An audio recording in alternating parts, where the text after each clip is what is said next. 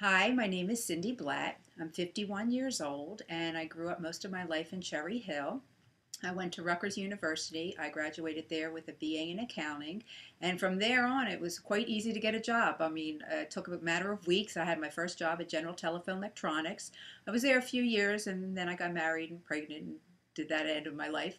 Then when I went back into the market again, I had no problem again getting a job. I was able to get a job within a few weeks. All I had to do is read the newspaper, look for the job openings, applied, and got the job.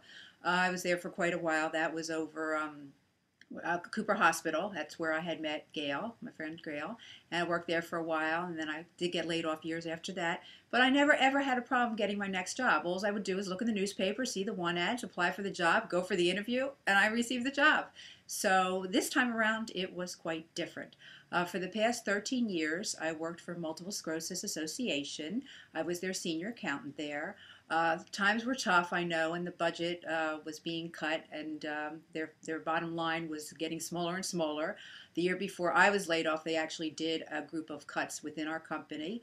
Then, a few months ago, or actually, it's going on a year at this point, my boss and the president walked into my office, and I knew from then on, and that was the end of that. They were very sweet. They had me stay on, work at the company a few months. I got a severance package. They said whatever I needed, they were available. If I needed references, whatever they could do to help me. So they were very accommodating that way. I didn't think too much of it. I mean, I was upset, came home, and told everybody what the situation was. I went down the shore a few weeks, or actually it was a week, and stayed with my folks. They live near the water, so I was able to relax down the shore there with them. And then I came back and I figured, okay, I'll start job searching. So I went online and I started going through the job boards and applying to jobs, and it wasn't so easy this time around. I didn't hear anything, no matter how many resumes I would send out. It was still the same, no response. It was becoming quite frustrating. Hi, my name is Gail FIne. I am 53 years old. I grew up in Philadelphia. I currently live in Voorhees, New Jersey, where I have lived for over 20 years.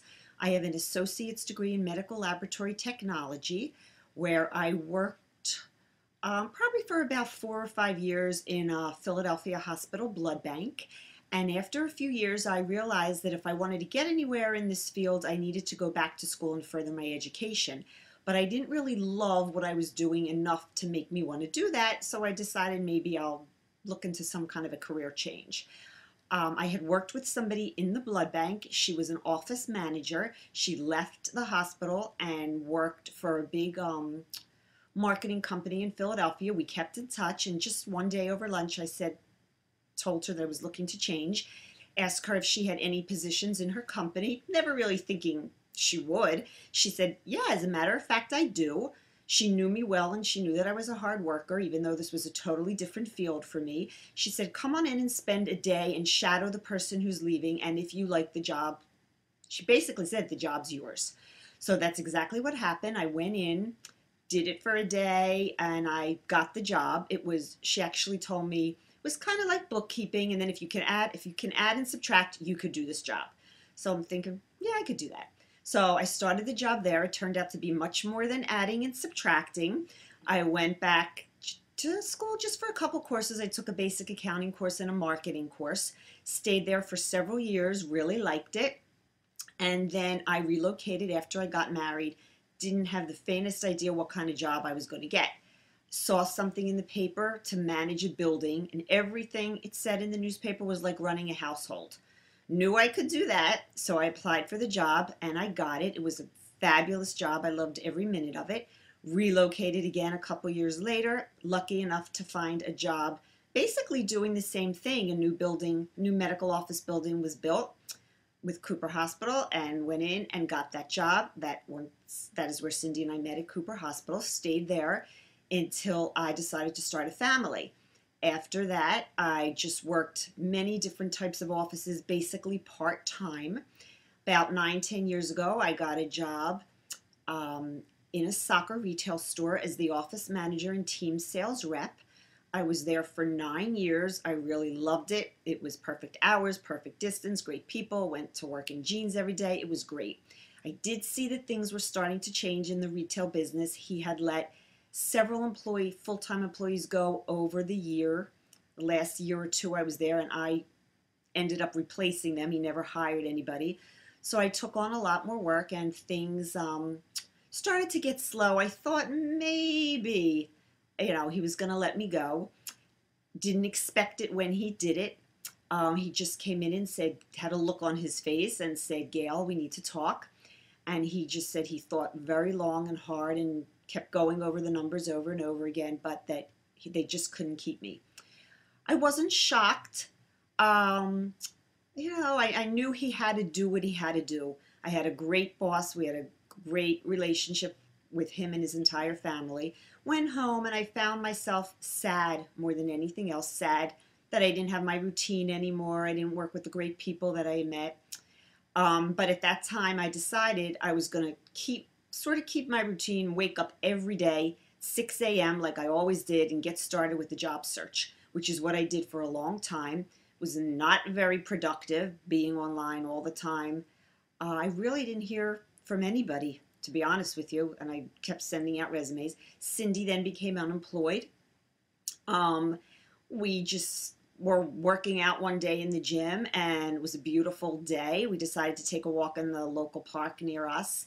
We just started to talk. We started to say, what can we do? This is getting frustrating. This is not going well. And Syndi said, there's got to be something we can do to try to earn some money and keep ourselves busy. So I said, yeah, I've heard that, when you're trying something new, you need to do something you know something about and that you're passionate about. And I jokingly said, well, I know what I know. I know about being 50 and unemployed. And Syndi then said, oh. I thought it was a great idea. I thought we could do this. We can come up with a website. There's so many people out there that are unemployed, and we can make a helpful website for people, women, especially women, because that's what we know, that are unemployed. And we created unemployedwoman.com. We started to go out into the community and look for all kinds of free lectures and seminars. How do you write a resume? How do you interview? Because the whole times have changed. 20 years ago, we didn't even have the computers. So we had to learn how to do all this. There was a right way of doing it.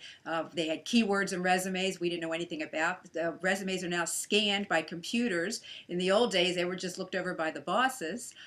We took wellness and health classes free that were by the hospital. Doctors would lecture in their specialties, and we went to learn all about that. And we started blogging and writing and giving information. And it's become very productive and is very enjoyable. And that's pretty much the motto of our website. We want everybody to stay active and have another life, because if you're just spending 8 hours a day on the job boards, that becomes very depressing and extremely unproductive. So that's where we are with that right now. And we are very passionate about our website. We love sharing everything we learn with other people and making them realize that there's so much out there that they should take advantage of in their downtime while they're looking for a job. We are both still looking for jobs, but in our downtime, we are working very hard on our website, and we're constantly learning. And what I think the thing that we've learned more than anything and has been the best experience for us is networking. We have networked all over the place. Absolutely. Women's group, 50 plus women in transition. We found a state group over in our local community that has wonderful, wonderful people in it, actually. It's called the Professional Service Group. It's pretty much mostly people 50 plus that are out of work, that are networking together, that are getting information as well. It's been a wonderful, wonderful learning experience. We still haven't found a job. We're still actively looking. It's still a very difficult time. I think that the demographics of people over 50 is having the hardest time. That's where the strongest layoffs have been occurring. The employers seem to be able to get everybody fresh out of college and a third of the salary to train them in their company. So it's pretty much been very difficult for our age group, and I believe that's the reason why. And we will continue to look, and at the same time we will work very hard, and we will not stop networking, and we will stay positive as we can. We've been doing that. That's what kept us going, being positive, have a great attitude, networking, and keeping yourself productive. Great. Thank you. Thank you.